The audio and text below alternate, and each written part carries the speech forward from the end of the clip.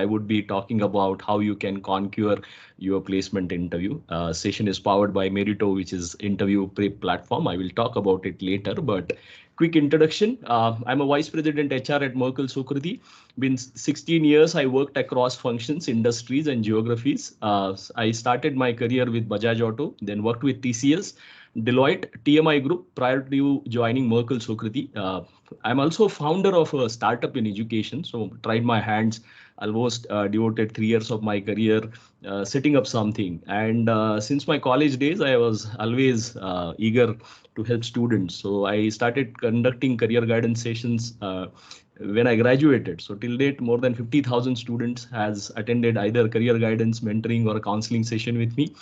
I'm an alumni of College of Engineering Pune, and I am Ahmedabad. And at present, also I'm a chief mentor at Merito, which is an interview prep platform. So that's the introduction. And why why we are talking about interviews? Reason being, this is the background, and these are the numbers. Last 15 years. I have almost interviewed 5,000 plus students and job seekers, either for their mock interviews or their real job interviews. Uh, Almost 8,000 plus interactions across all levels, starting from freshers to someone who is been interviewed for a CXO position. And one proud fact, which I always mention in all of my session, is 500 of my mentees made into IIMs and other B schools. So this is last 10 years. I conducted their mock interviews, and I happy to say that wherever I go, I always find someone who I have interviewed for their pre-B school interviews. But one fact which I'm not very proud, but we should draw a lot of learning, which is 70% of job seekers could not make it to the next level when I interviewed them. And I'm not proud of this fact, but this fact, as I always tell to the student, that your failure teaches you more lessons. So when I looked at these instances, why these job seekers couldn't make to the next level, I thought, okay, there are a lot of learnings coming out of it. Believe me or not, none of these interviews I was there to reject them. I was always there. Like my round, being HR head of a company, my round came at a stage when they are almost got selected, or in some cases I have conducted earlier rounds as well. But none of these interviews, even starting from my first interview till date, I was there to reject anyone. I was always there to select them, because what happens is when you apply to a company, your profile is already shortlisted, you've gone through the interaction, the company has shown faith on you. Now you have to make sure that during that interview round, you don't give enough reasons for company to reject you. And that's what is happening. I think most of us are thinking in our mind that when you are going for an interview, interviewer is there to reject you. And I want you to remove that roadblock and start thinking start looking at interview as an interaction and be prepared for that. So let's go and understand how you can do that and develop that approach. So how to conquer your interview, right? I mean, definitely it's not a battle, but there is a process to it, and understanding the process will help you not only in your placement interviews, but any interview which you will face in your life. And uh, once you are prepared, I think there won't be a challenge, because in my early stage, I gone through the interview rejection. When I was at B school, I also gone through the interview rejection. So I can also put myself in that in your place and think of, okay, how the candidate look at the interview and how the companies or someone who is taking your interview is looking at it. So let's understand any interview has these 3 steps. And first and foremost is your CV, your profile. Uh, Sometimes companies ask you to write cover letter as well. Then there is a preparation part to it. Preparation part, some extent you have to do before you write your CV as well. But assuming that you have your CV written well and it can be customized as per the company's job description, you are good. And then the last stage is interview. Believe me or not, these most of us assume that once you get into interview, your uh, interview journey starts there. But let me tell you, your interview journey starts when you started writing your CV, you started writing your cover letter. One statistics which I will tell you, and it will definitely surprise you. Like when we don't ask for a cover letter, 90% of candidate who I have seen would not send their cover letters. And when we ask these cover letters, I have seen almost 80% of them sending a standard cover letter, which is like they can send it to any company. So it becomes very clear that, okay, if you don't have a motivation to write a cover letter or explain, okay, why you are applying for that role, the company is not going to take you seriously. So let's understand step by step. First step, as I said, is writing your CV, and it has to be effective. The first thing about the CV is because why it has to be effective? Because take an example, if we come to campus tomorrow and say that, okay, we want to hire a few folks for this job role, we will not able to meet any one of you, right? You would be sending your CVs and that forms your first impression on us. So you have to make sure that this first impression is effective. And the other thing about CV, it's all about you. It's not about your friend. It's not about someone else. It is all about you. So writing that is not a rocket science. Now, next is never bluff or over exaggerate. The first rule which you need to, there are three rules which I wanted to share with you that, okay, these are the rules of your CV writing. The first rule is never bluff or over exaggerate on when you are writing CV. What happens is you feel that, okay, your bluff is not getting caught, or even if you are over exaggerating, interviewer will not find out. But moment they find this out, it put you in a very bad light. So never do that. Second rule is be specific and be outcome oriented.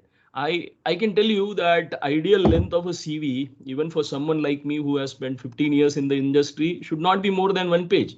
And the reason is any recruiter will get a glance to look at your CV and decide, okay, is this CV matching with my position I am hiring? Moment it goes to second page, third page, it becomes very difficult. And then moment you write uh, very verbose manner, it is very difficult to find out what exactly you have done. So you have to be an outcome oriented. I'll give you an example. I was working as my first job. I told you I joined Bajaj Auto, which is a manufacturing company. I was working on an assembly line. Now, if I can write it, I can write it in 4 lines saying I was working in assembly line, helping worker to manage their operations, helping materials, doing material planning. All those things I can write, which are like input of my job. But what is the outcome of my job, right? If I write that, it tells very clearly what I have done. So when we started this work on assembly line, that time I think we were, because it was a test assembly line, we were just able to do like 20 vehicles per shift. And moment we optimize it, it becomes like almost 3 times. So it became 60. So if I write over the course of time, where while I worked on this project, I achieved I almost achieved the outcome 3x at the beginning, which makes it very outcome oriented, and people would like, oh, let's have a conversation around it, rather than like bunch of input activities, which, I mean, no one will find interest, right? Then the rule 3 is make it tailor made. Again, one of the statistics I'll tell you, and this is mostly I have to blame these online job portals where you can just click 2 buttons and you can submit your CV. You are not thinking and applying your mind that, okay, if this is a job description, what changes I need to do in my CV? There are sections in which you can make these changes. Like companies like us, I'll tell you, we would like to know what you know in digital, and there is a way of putting it. Like you can put your digital skill set, saying, okay, how much I know Google, how much I know social media marketing, and can I put it just because Merkel Sukriti is looking at hiring someone for digital marketing roles. Moment you are going for a product role, you have to highlight different skill sets, and you can make it more relevant for whatever you've done for product, which is important for them. So point here is, I know students spend a lot of time on their CV, but one size fits all does not work when it comes to placement. Your CV has to have something tailor made for that job role. And if there are enough information you already have, you can prioritize what you wanted to highlight. I've seen students writing all their live projects. They are talking about their internship in detail. But if you give relevant stuff on your CV, it helps interviewer to draw parallel.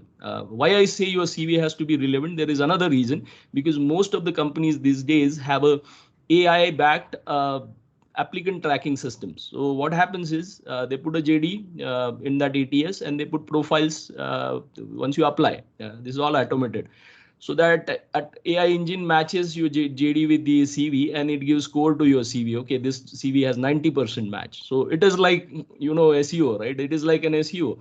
If you make tailor-made your CV, your chances of CV coming on the top increases. So make sure your CV is tailor-made, and it does not. I mean, I'll tell you, at your experience level, it does not require more than 20% customization. And I can tell you, this customization can happen on skills, it can happen on your summary while you are applying for that job role, and some extent what you wanted to highlight on your CV. So make it tailor-made.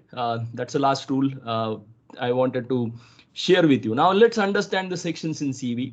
Your personal info and summary, keep it short, either at top, either at bottom, wherever you want to. Make sure it is correct. Uh, Last week we were hiring for one position, and we've gone through a lot of CVs, and one CV, again, engineer from IIT looking for internship, generated interest. We wanted to reach out to him, no phone number. Can you believe this? Like, I have even seen lot many cases, there is 11-digit phone numbers written on the CV. Avoid these kind of mistakes. Work experience, internship, live project, in that order. If you have some pre-MBA experience, highlight that first, then go through your internship, then go to the live projects. Academic background, uh, if it is Taylor, put it on the top. If it is okay, put it at bottom.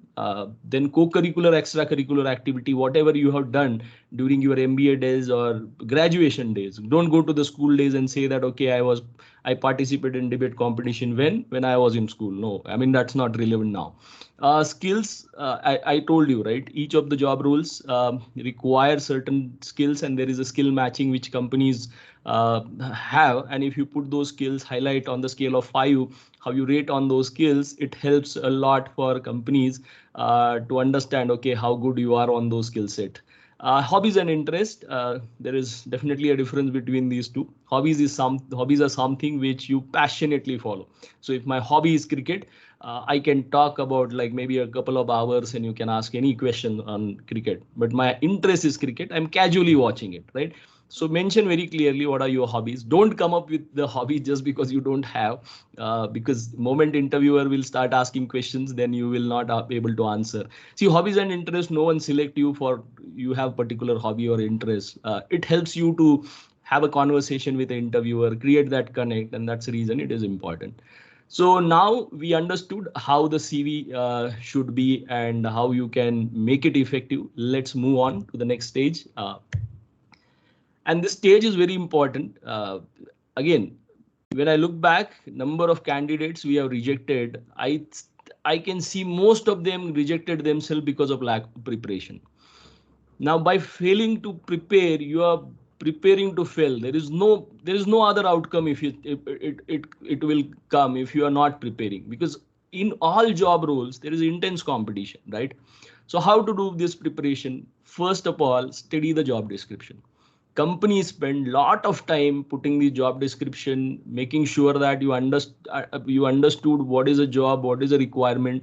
And moment you start your study there, you start then getting into, okay, which areas can be asked or I should be prepared for my interview.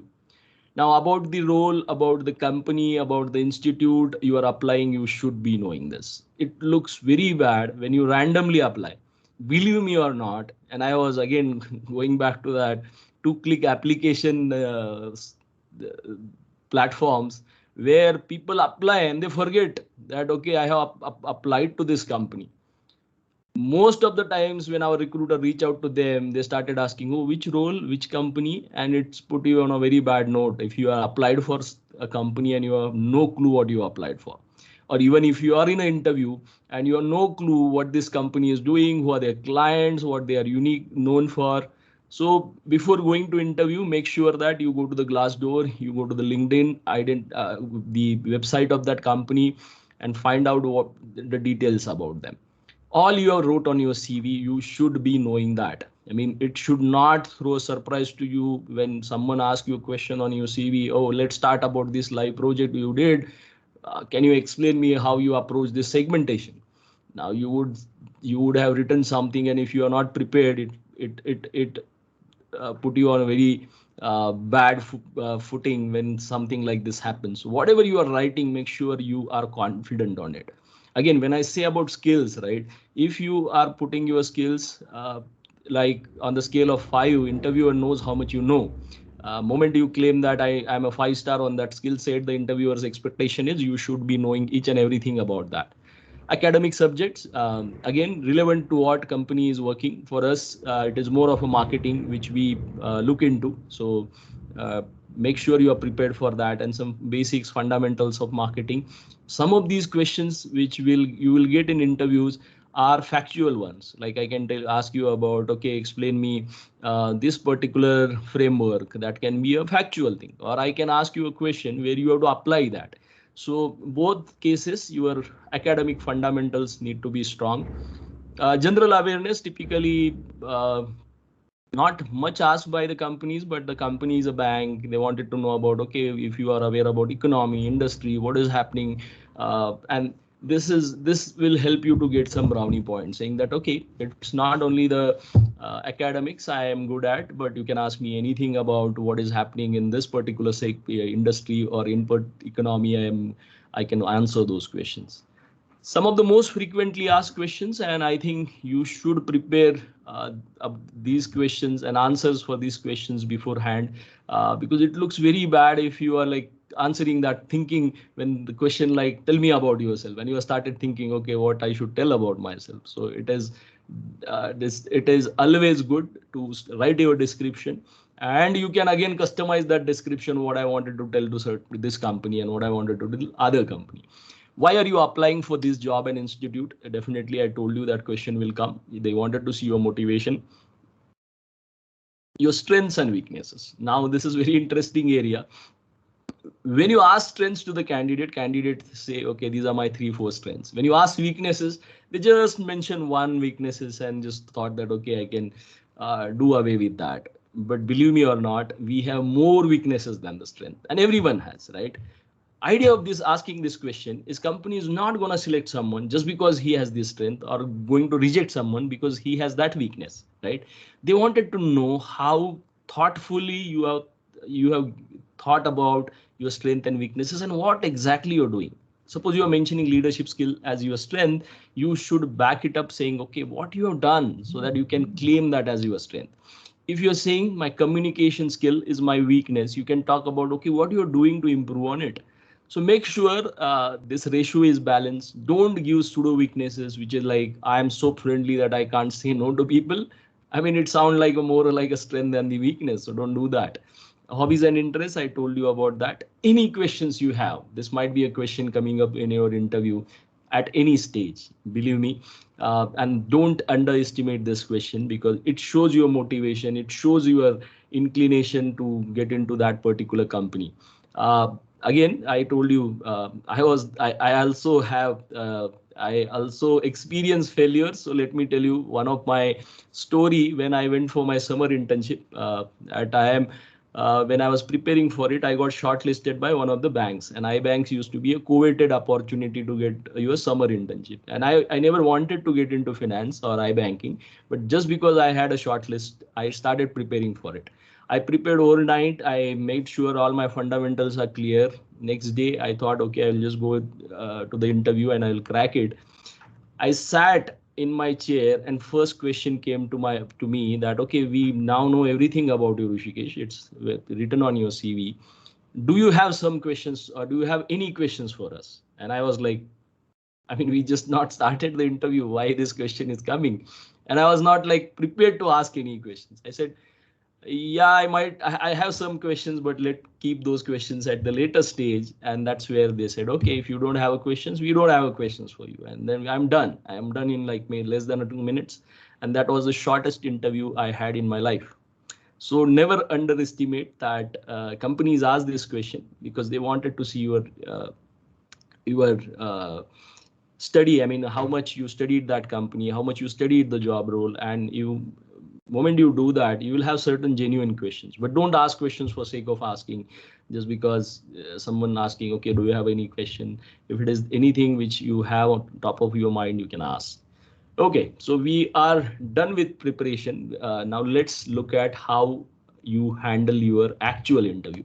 these days you are giving the interview remotely, virtually, so we have to make sure certain things, like make sure your setup is ready, test your bandwidth, mic and camera.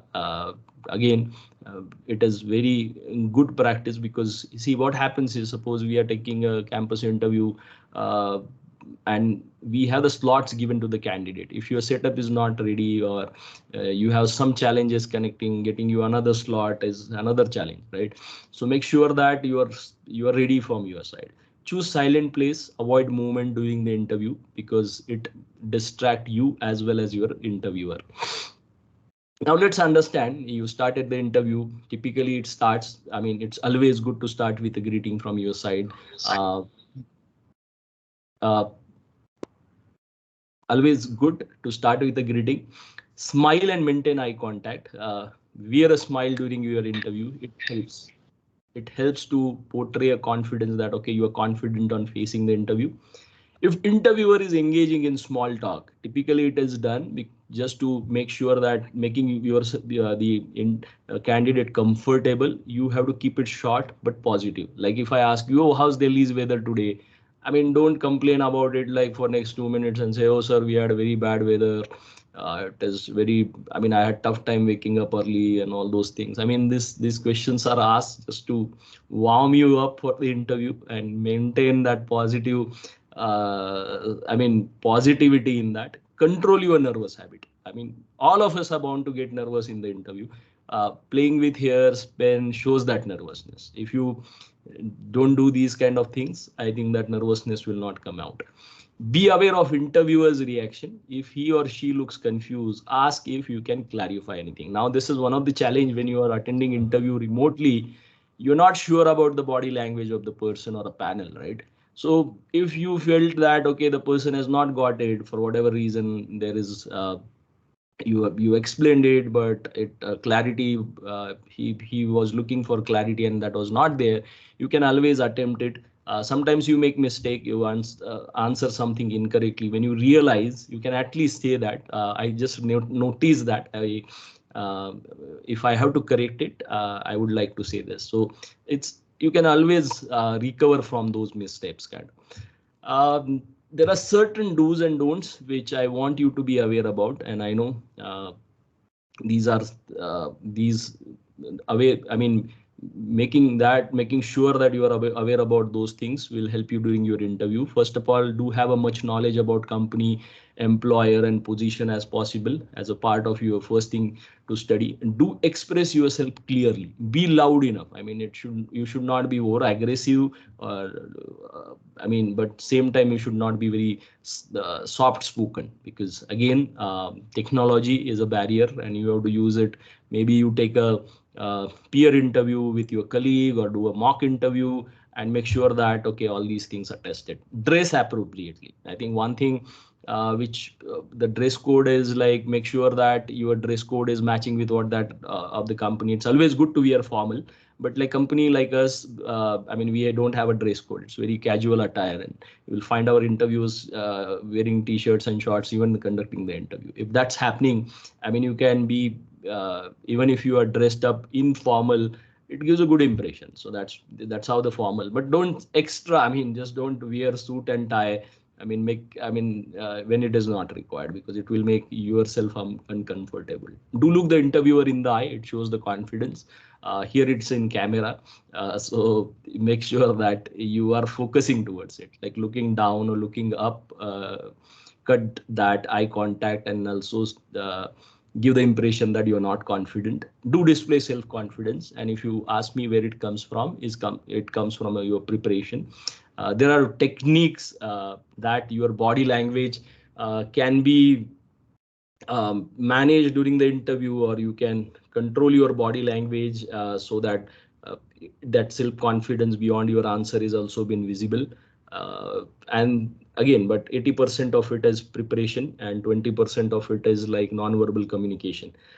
Do take time to think before answering difficult or unexpected question. Like, we also ask questions like guesstimate. You might not have heard of those questions before, and you have to start thinking on during the interview. So while you are thinking on your feet, make sure that you taking time and then telling the interviewer that, okay, you are developing approach towards it. If it is taking too much of time, you can explain your approach as well. Do take an extra copy of your resume for your reference. I mean, you should have it handy so that you know what you have sent. Moment you put it on online, I mean, in a window, doing alt tab will again distract you as well as interviewer. Do you have prepared questions about employer? We talked about that. And there are certain don'ts. Don't be over aggressive. As I said, your tone has to be checked. Don't show lack of interest or enthusiasm. This happens with candidates when they discover during the interview that, okay, this is not the job role I wanted to get into, and they just wanted to dunk that interview. That's a term I think students use, but I would not suggest doing that, because see, even company select or reject you, they remember those interactions. So you never knows when you again cross the path with that interviewer, and moment you say that, okay, this person was not interested when I interviewed him last time, it doesn't give a very good impression. Don't lie or a bluff. I strictly avoid it. Reason being very simple. Companies, not only us, any company would hire a candidate who is not like 100% there, but who is very honest, or someone who is that more than 100%, but he's not ethical, or he or she gives the impression that he's lying. So don't do that. It put you on a very bad foot when you get caught during the interview. Don't condemn past employers or institution of education. People, I mean, as a candidate have this tendency, if anything negative happened with them, they always blame it others, and they say, oh no, not of my fault. That company was not good, or that institute I was studying during my graduation was not a great setup, and that's the reason my graduation marks are low. I mean, don't blame others. Take the responsibility. Says that, okay, I was not very serious about that particular time. I was more focused on extracurricular. Those kind of things where you can also show that, okay, you know and you learn from it, right? Don't be indecisive or don't contradict yourself in response. Again, there are certain things which, like us, we do psychometric test before we do the interview. So there are a lot of things which we know about you. So telling or creating a different picture of yourself and then again contradicting what you have said, it should be avoided. Don't take notes during the interview, because writing will cut your eye contact with the interviewer. Don't overemphasize on the remuneration until and unless the process is over and you are talking to recruiter about the offer. I mean, there is a right time when you can talk about the remuneration. If you want to negotiate it, you can negotiate it as well, but not during the interview when the interview process is going on. So again, one golden mantra when it comes to do's and don'ts of the interview, I keep telling to the candidate, if you just be yourself, I think most of these things would be taken care. So that's something you need to remember. Don't just be some other person just for the sake of interview. Just be yourself. Now, before taking up questions, I would like to introduce you, Merito. This is an interview preparation platform, and what it is offering is CV review sessions where you can get your CV reviewed, as well as your cover letters reviewed. You can also set up an online mock interview. There is a one-to-one mentoring session if you want to sure that, okay, which career you should get into or have questions related to your career or choices. You can always set up one-to-one mentoring session.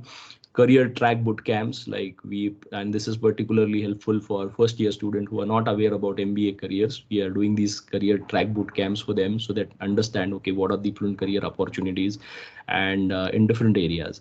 And then customized interview prep course, which we are coming up soon. This is a website, mba.merito.in. You should check it out. And there is a reason for you to check it out, is this ebook, which we have prepared, 12 tips to crack your online job interview. Once you registered at mba.merito.in, you will get your copy. And this ebook talks about what to research when you are going for interview, how to prepare for interview, why cover letter matters and how you should write cover letters, how to make impact in an interview, very important aspect, and what are ingredients for success when it comes to job interview. I have also forwarded that link to your placement committee. They can share that link, and once you register on that link, you will get your copy of your ebook.